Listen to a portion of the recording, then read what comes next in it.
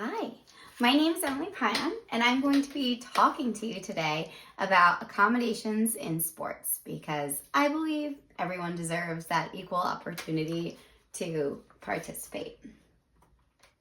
A little overview of our presentation today. We are going to be looking at the legislation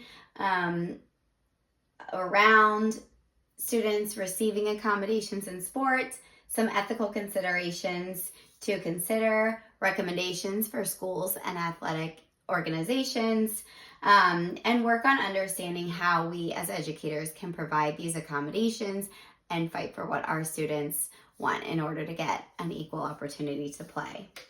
I was empowered to do this after watching the Olympics, learning a little bit more. Special Olympics is intellectual disabilities, while Paralympics are more of those physical disabilities. In my own career, I have experienced, most recently, one of my students, he wanted to play on the basketball team.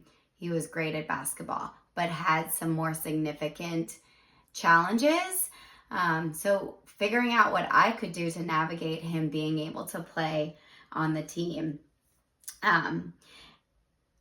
Students with disabilities participate at a much lower rate than their peers without disabilities. I think one of the biggest things that we could do is make sure our students are represented to encourage other students to participate as well.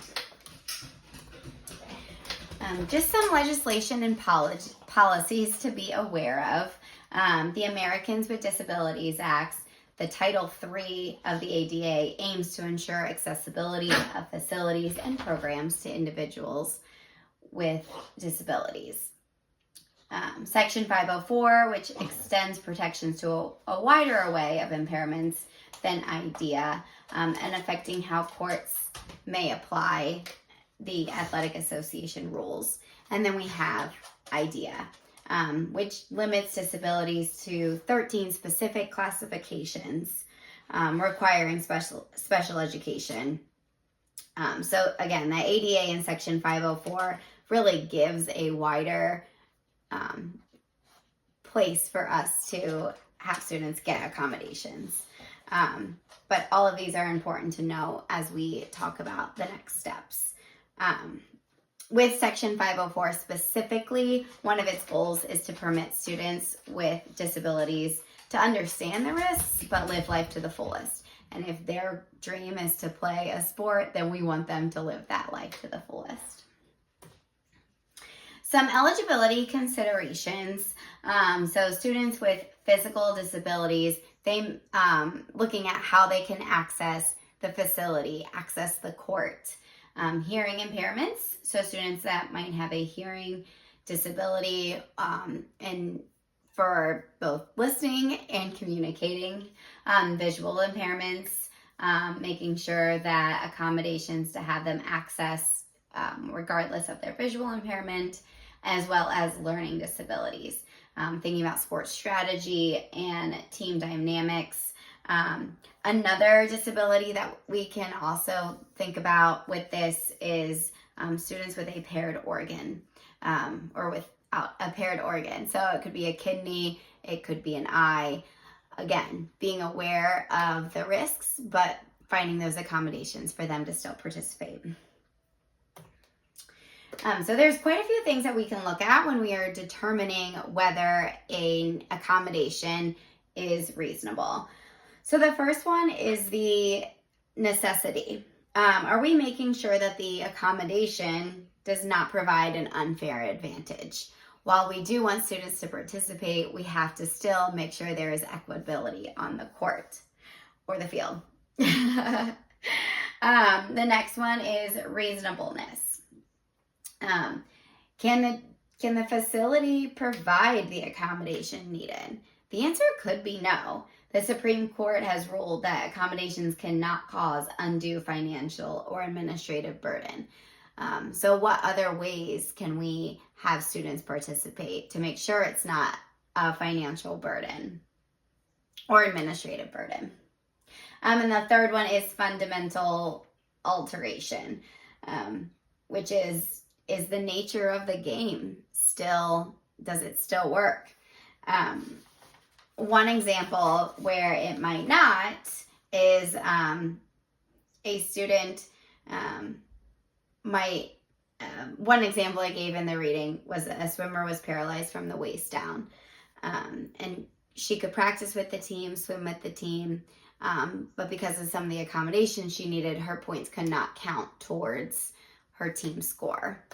An example of when a student was able to receive an accommodation, they're a deaf and hard of hearing student able to receive a sign language interpreter during their games.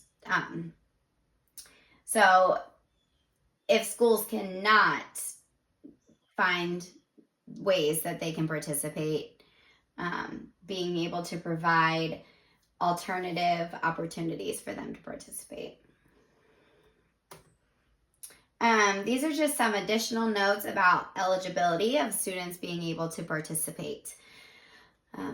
With IEPs, students can be in school for longer. So then it's wondering if they can still participate in those sports. One note I want to discuss is the minimum credit requirement. Students have to have so many academic credits.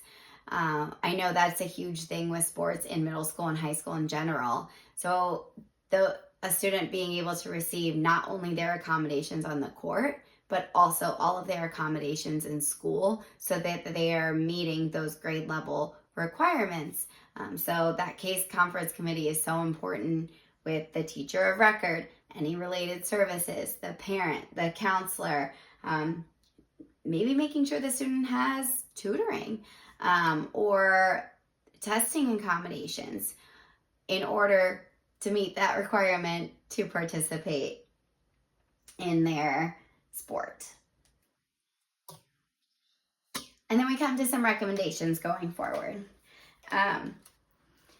Collaborate with the athletic association.